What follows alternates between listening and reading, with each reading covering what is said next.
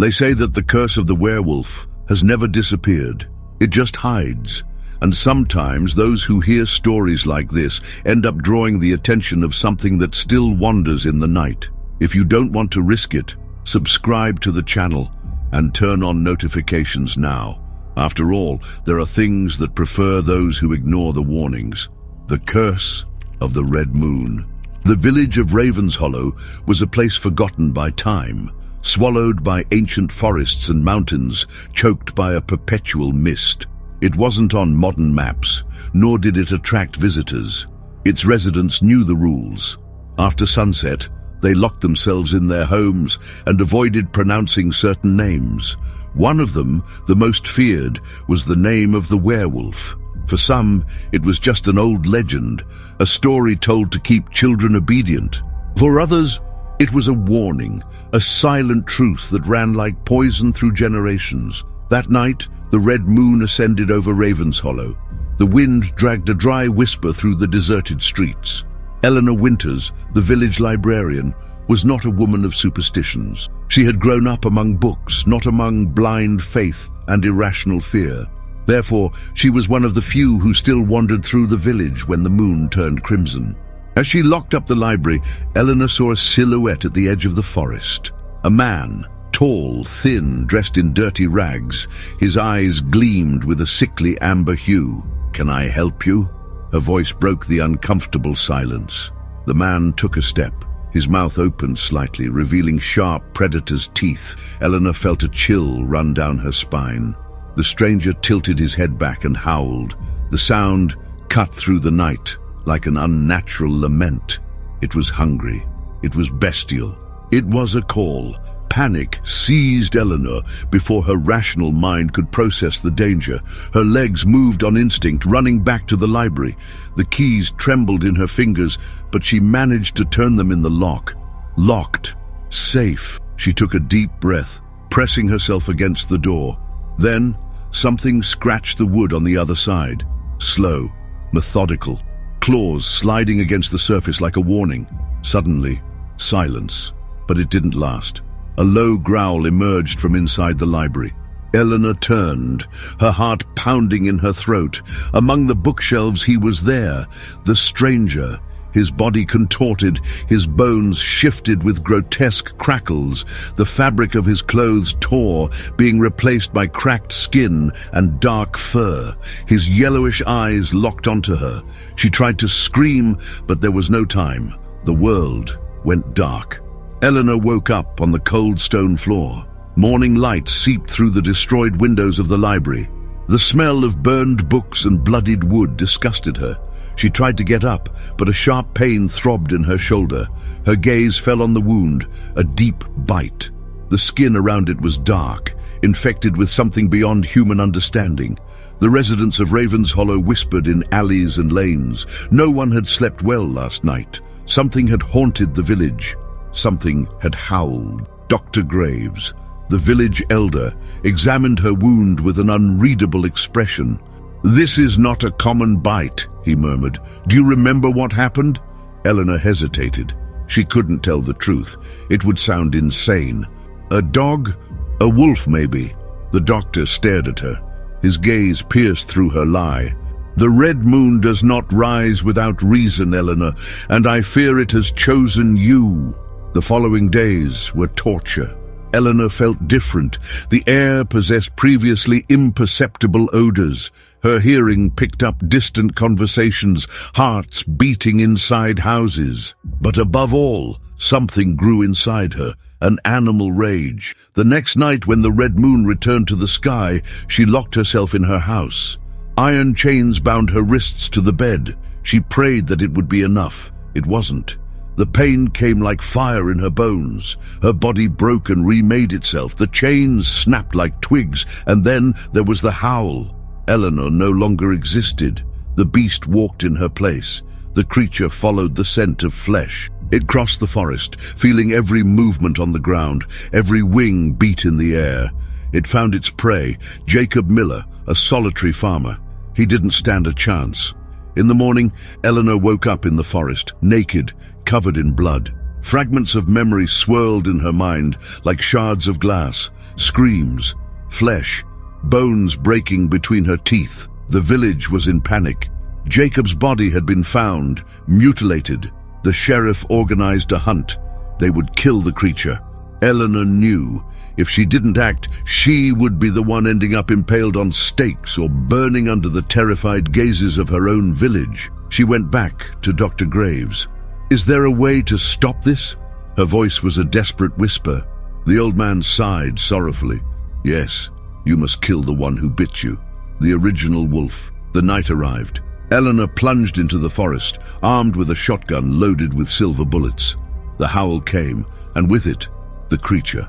The monster emerged from the darkness, its eyes glowing like fire in the abyss. It was huge, ancient, and it recognized her. The fight was fierce. Eleanor shot, but the beast was fast. The impact threw her to the ground. Claws tore at her flesh. Before she lost consciousness, she raised the shotgun with trembling hands. The shot echoed. The creature fell, dying. Its features slowly returned to human form. Eleanor felt the fire in her veins extinguish. The curse had died.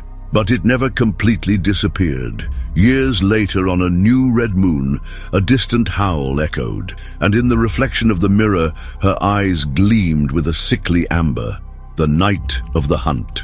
The full moon rose in the sky, pale and inexorable, scattering its cold light across the forest like a watchful eye. Shadows danced between the twisted trunks, shaping grotesque figures that seemed to lurk among the leaves. The silence was thick, broken only by the rustling of trees and the muffled sound of desperate footsteps. Ethan ran. The freezing air burned his lungs. His feet stumbled on treacherous roots that seemed to rise from the ground just to stop him from escaping. Sweat mingled with the rough smell of wet earth, the rusty scent of something he feared to recognize as blood. His heart hammered in a chaotic rhythm. He knew he didn't have much time. Behind him, something moved. The sound of branches snapping, of leaves being crushed under heavy paws, filled the air like the harbinger of an inevitable death. Ethan didn't need to look to know. The thing was hunting him. His chest heaved as flashes of memory cut through his mind. He remembered the village, the old folks whispering warnings about the forest, stories of a creature that roamed among the trees on full moon nights. But they were just legends, he thought, just superstition, until tonight. The scream cut through the night like a knife. It was a sound laden with pain, with pure and unadulterated terror. Ethan and Caleb were near the campfire, sharing drunken laughter when they heard it. The laughter died in their throats. Caleb, always fearless, grabbed a lantern and grinned. "Let's see who's trying to scare us." Ethan hesitated. Something inside him whispered that they should stay where they were, but he couldn't let Caleb go alone. They followed the darkness, their steps sinking into the soft earth, the lantern flickering in the night. Then the eyes appeared, yellow, bright, predatory. Before they could react, the thing pounced. Caleb didn't even have time to scream. The sound of bones breaking was like a grotesque crack in the air. Ethan saw his friend being dragged into the shadows, his eyes wide with horror.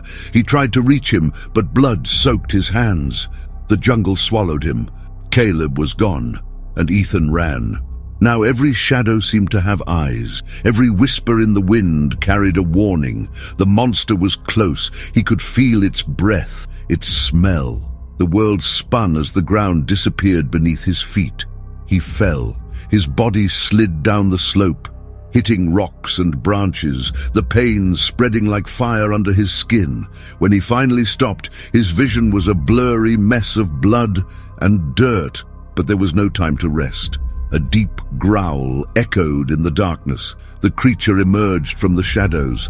The moonlight revealed its bestial form, a colossus of black fur and incandescent eyes. The claws gleamed like daggers in the pale light. Its mouth opened slightly, dripping saliva and fresh blood. Ethan froze. His body refused to obey, crushed under the weight of the beast's presence. But there was something in its eyes. It wasn't just fury or hunger, it was intelligence. It was a primitive recognition, a dark understanding. The creature didn't attack. Instead, a piercing pain ran through Ethan's body. He gasped, feeling as if his blood was turning into fire. His skin burned, his bones seemed to twist inside. A howl escaped his lips, but it wasn't of fear. It was of rebirth. His fingers elongated, turning into claws. His senses expanded, capturing sounds and smells with overwhelming clarity. He looked at his hands, now transformed into something inhuman. The full moon shone upon him. The werewolf hadn't killed him. It had chosen him. And that night, as the howl echoed in the darkness, the village didn't just lose a man, it gained a new monster. The curse of flesh and blood. The rain lashed the dirt road leading to Blackwood Village, a forgotten place shrouded by an ancient forest where darkness seemed to breathe. Thunder ripped through the sky, and the wind groaned through the gnarled trees, as if warning that something lurked in the night. Liam Carter gripped the steering wheel of his rusty pickup truck, the headlights cutting through the treacherous gloom. There was a weight in the air, an invisible pressure that made the hairs on his neck stand on end. He shouldn't be here. He shouldn't have agreed to restore Holloway Mansion, a property that the villagers feared, shrouded in secrets and whispered warnings.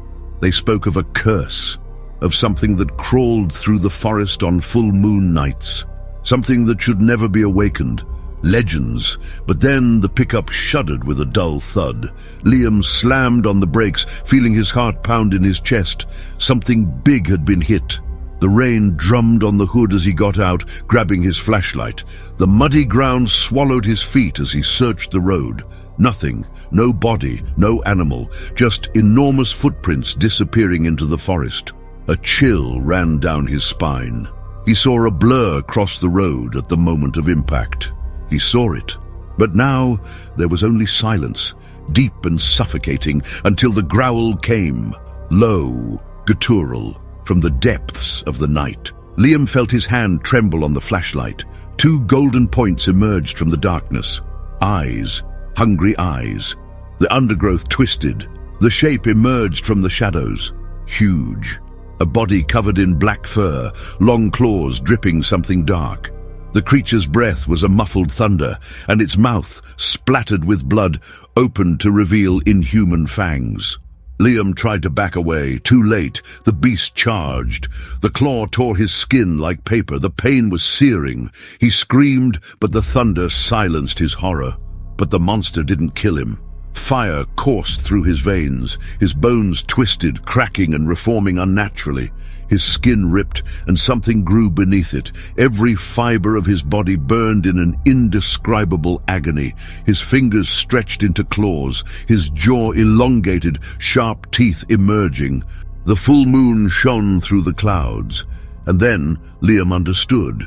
The creature wasn't hunting him. It was transforming him. He fell to his knees, trembling. His stomach churned with an insatiable hunger. But it wasn't for ordinary food. It was for meat, pulsing blood. He resisted, fought against the voice screaming inside him, but the resistance dissolved like ice under a raging fire. His vision darkened. When he regained consciousness, he was in the forest, the sounds of the night amplified by his new senses. He smelled something alive, not far away. His heart pounded, but not with fear. Liam's human consciousness screamed inside him, but it was just a distant echo. His instincts took the lead. From afar, a group of travelers crossed the village trail, unsuspecting, laughing, talking, lost. Liam moved in the darkness, silent. His body was now an extension of the night, a hungry shadow. And then the laughter ceased. The full moon witnessed its first attack. The scream died in the air before anyone could react. When dawn arrived, the village awoke to a terrifying scene. Shattered remains scattered across the dirt road, trails of blood leading into the forest. Liam was not among the dead. He was watching from the shadows the sunrise for the first time with different eyes. Now, he wasn't just a man. He was the hunter.